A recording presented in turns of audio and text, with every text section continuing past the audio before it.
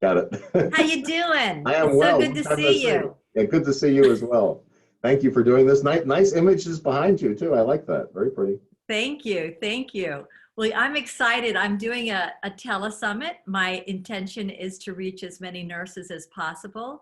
And I plan to do this telesummit the beginning of the year before all the crisis happened. And I was really interested in how to inspire nurses to create the future and what are the steps we need to take to do that. So, and then the coronavirus is happening, which is really a crisis happening right now. But how do we step forward into the future and what can we do? And I'm so excited to be interviewing you. Let me tell everybody who you are. Great. You can introduce yourself. You're a hospital administrator for 35 years. You're on the board of Watson Caring Science Institute. You've been a dear friend for many, many years, and you are a visionary, and you are someone who has a very wide perspective of what we may need to do right now and how we can step into the future. So I would love for you to speak to what's happening now and how this is changing the way we're going to live and how it's going to make shifts in now. But how can this... Oops.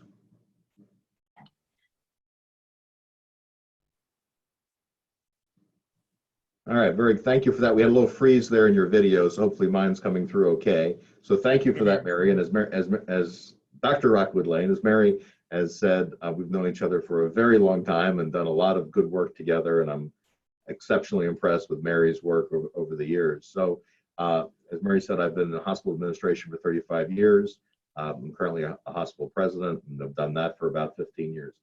And I'll quote Rahm Emanuel on this to Mary's point, and that is never waste a good crisis. And so this is a tremendous opportunity.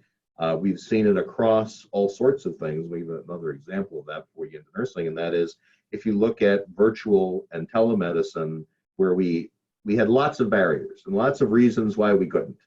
And now all of a sudden we found, well, we probably can. And I've never seen telemedicine sites get set up as rapidly. Now that said, we probably need to go back and look for differences and things that we can do better. And I worry about underserved populations, for example, in the case of telemedicine.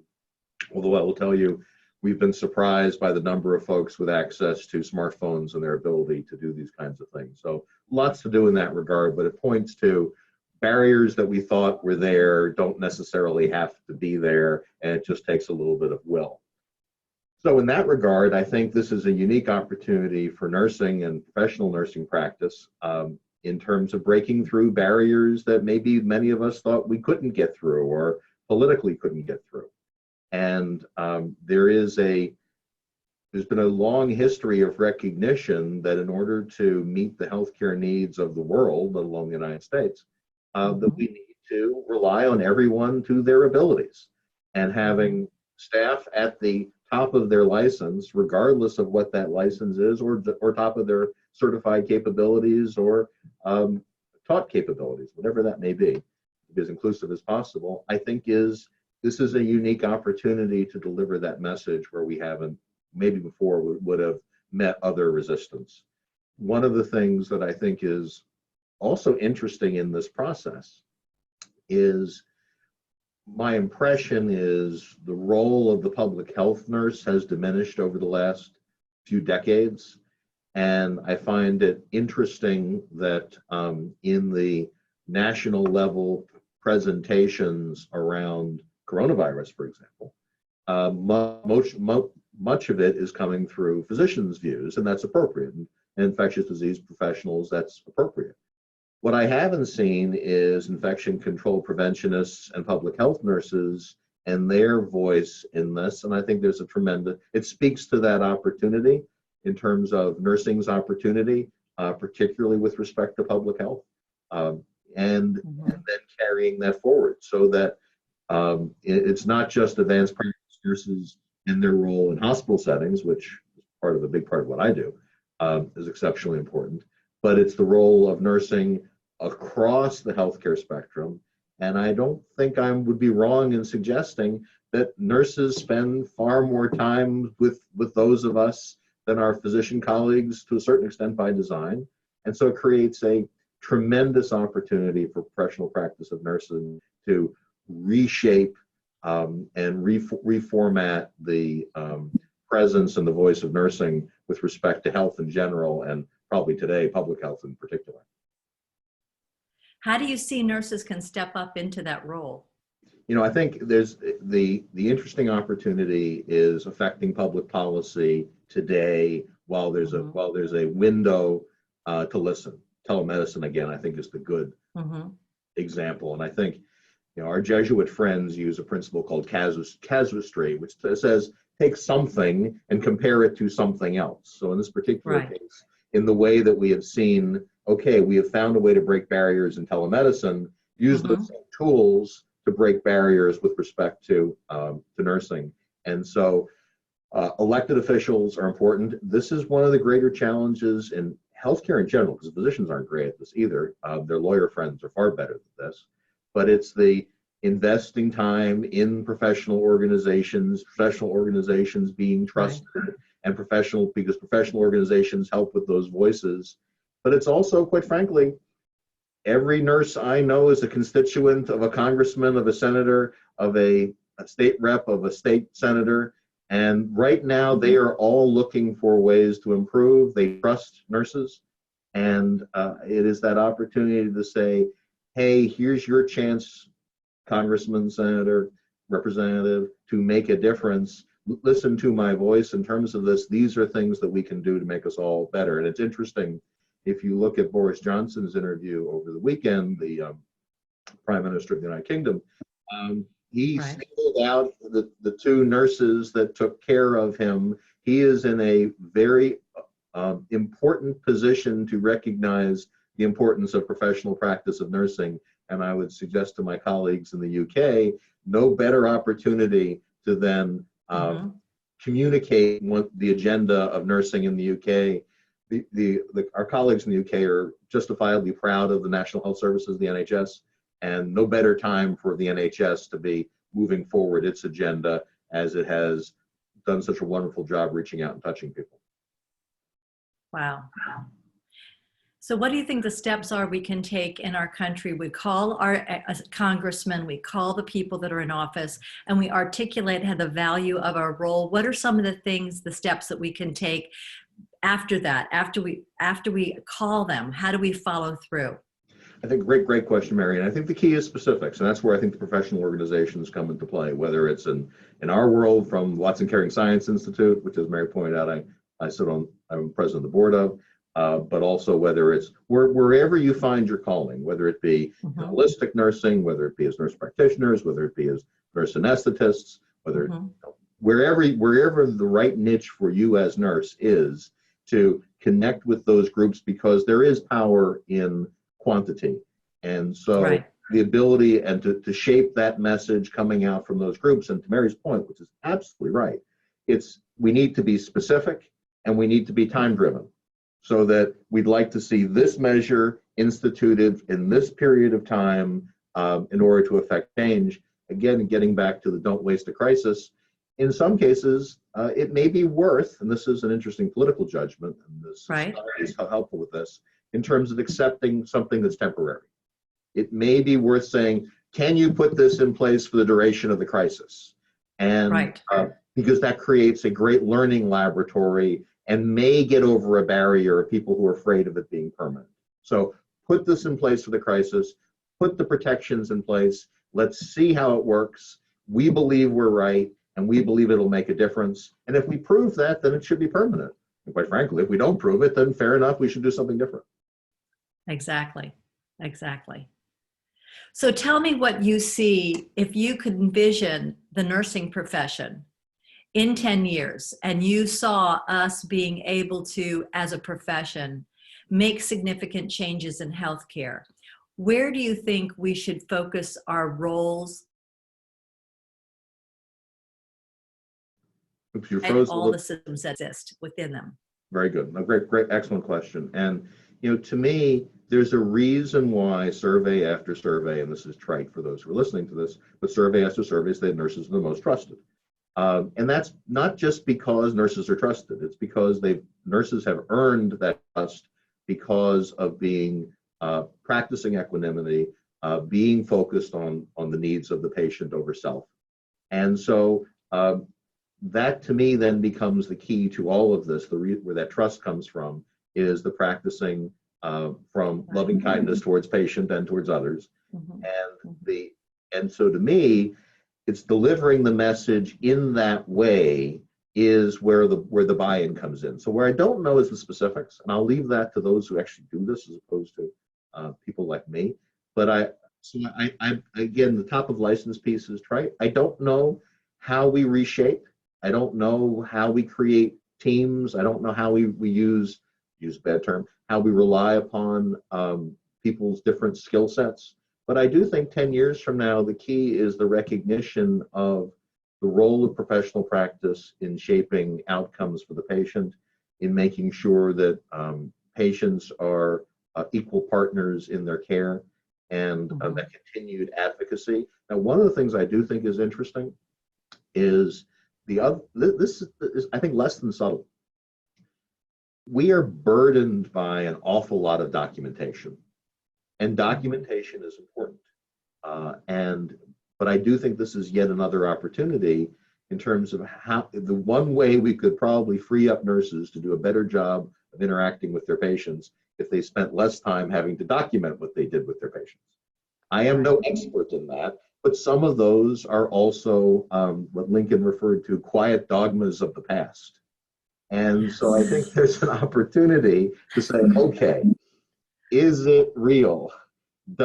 Does it make a difference? Is it really a part of patient care, or is it something that we've carried with us in our history? You know, I wonder for the last 30 plus years, the phrase "not documented, not done" has been a dogma. Is it? You know, is there a different way? That was built in a time of paper charts. In a world of electronics, is there a way to effectively and safely free the professional nurse from documentation? Quite frankly, I would argue same thing for our physician colleagues. The amount of documentation that they need to do to make a $10 difference in what they get paid for an encounter may not be the best use of somebody's time, and it's layer upon layer, like sedimentary rock of building these things. So that documentation, which isn't sexy, I think that would be revolutionary. Important things. That would be huge, because that would free up our time to be present and practice care where we're not distracted by a task that takes us away from what it is we need to be doing. Exactly. Wow, that's fantastic. I've been thinking that my whole life as a professional nurse, like the whole focus on documentation. Oh, you didn't come home at the end of your day and said, "Gosh, I'm a great nurse today because I documented so well." No. And again, to be clear, documentation is important. Safety aspects that are related to documentation are important. I am not saying we shouldn't document. I'm just saying this is an opportunity to really focus on that which is important, and focus where systems themselves can guide in that. There are multiple ways to do it. There are terrific nursing informaticists out there. I think they can help shape policy. This is a great time for nursing informaticists to shape policy in terms of what is really helpful from a documentation perspective. Exactly. So that's a very specific vision. I love that. I think that's great. What are some of your other ideas? Well, I think, you know, one of the things that remains to be exceptionally important, and Mary, you and I have heard this literally around the world, is getting the administrators out of the way. And so I think it's fascinating as you and I have spoken to nurses in Asia and Africa and Latin America and Europe. It's sort of consistent that continuing to engage with those who are actually delivering the care. And I think the challenge from nursing leadership, and I think the American Organization of Nurse Leaders is very focused in this regard, but I think continuing the voice of nursing in decision makings with respect to care, both inside and outside the hospital. You know, one of the changes that we're going to continue to see over the next 10 years is continued use of outpatient sites, whether it be for joint replacement. And I think that's a exceptionally important role of nursing because while I fully support that movement, I think it's a good thing. The other piece is the voice of nursing is somewhat formalized in the hospital setting. Right. It's formalized in the hospital system setting. It's a little less formalized in the outpatient setting. And I do think that that's going to be important, that formal role of professional practice of nursing in the outpatient setting is exceptionally important. So as an example, I don't know that every surgery center has a DON. And is the role of the surgery center director, who may be an RN, well defined in terms of the professional practice of those nurses who are working there. And as we continue to shift to the outpatient setting, we need to bring with us those formal structures that have nurses' voice as part of what's going on. And in many cases, the organizational structure of those are different. So I think that's a critical area for nursing over the next 10 years, is making sure that nursing's voice is equally present in the outpatient setting as it is in the inpatient setting. Thank you. And also I want to ask you, as our environment has shifted from practice to a more business model, how can we transcend the business model that in the end, it is about patient care? How do you see that right now there's a strong focus on business as the bottom line? So I wanted to ask you about that, speak to that.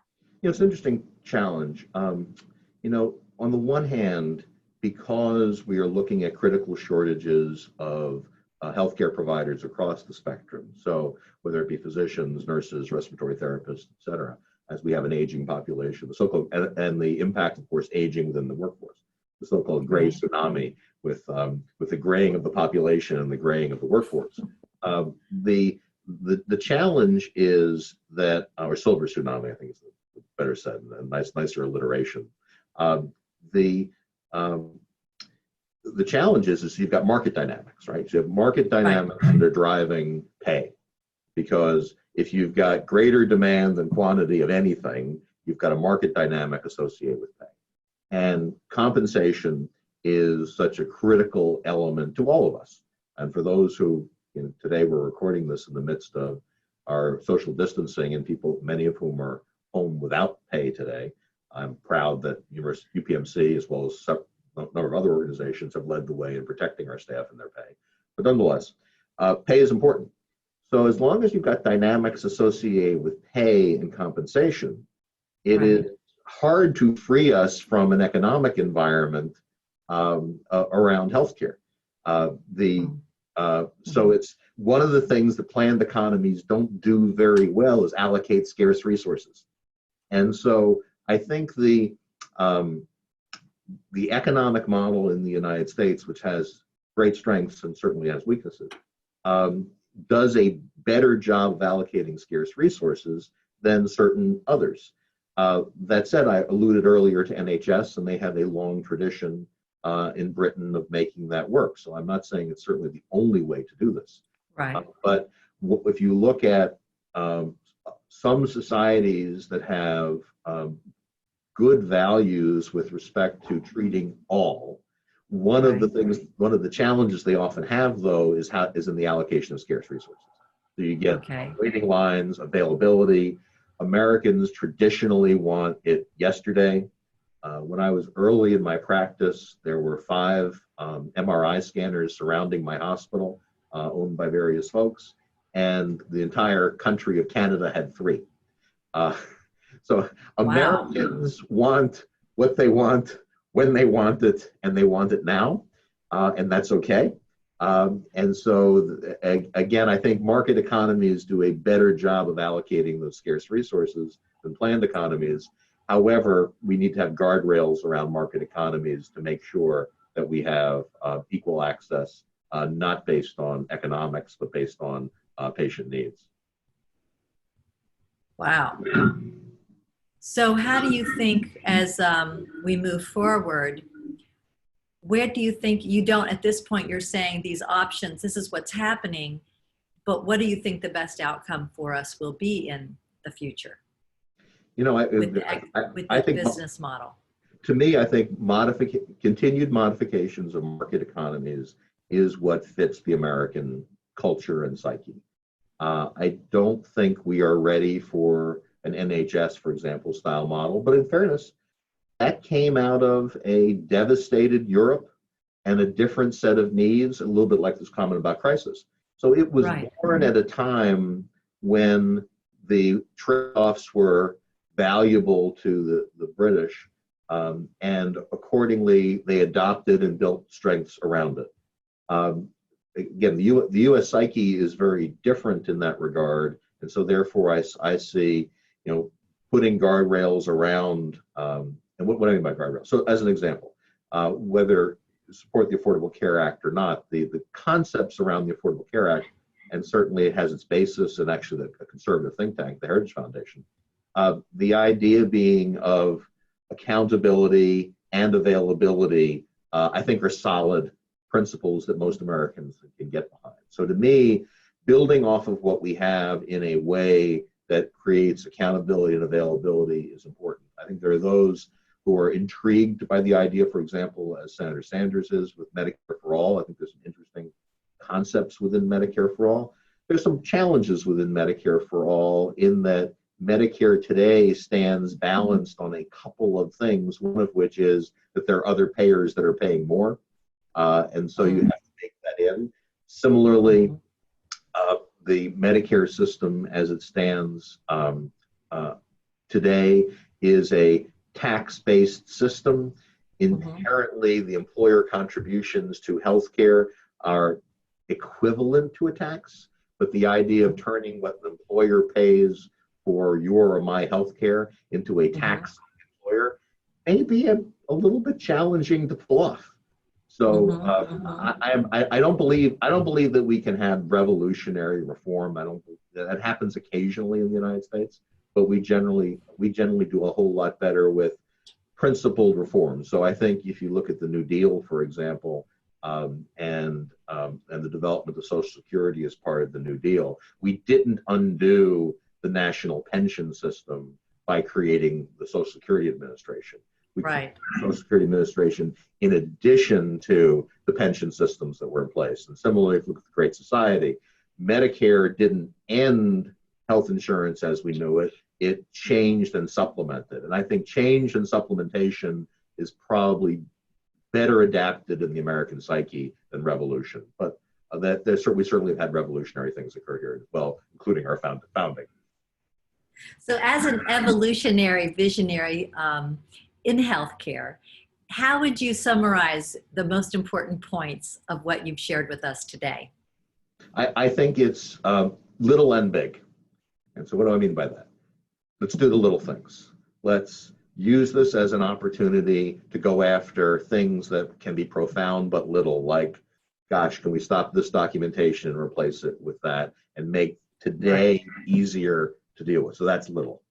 And then big, it's the embracing by nursing as a profession the role of the professional nurse across the spectrum, but in particularly, I think today there's an opportunity within public health.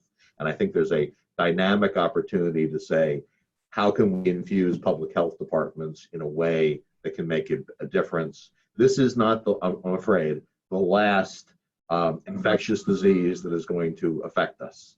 It is time to have a better structure that can address that, and the role of a professional nurse, in particular with respect to public health, but into practice in general, is a tremendous opportunity. So let's get the little stuff, and then let's also work on bigger things so that 10 years from now or 5 years from now, we move some of the bigger items as well.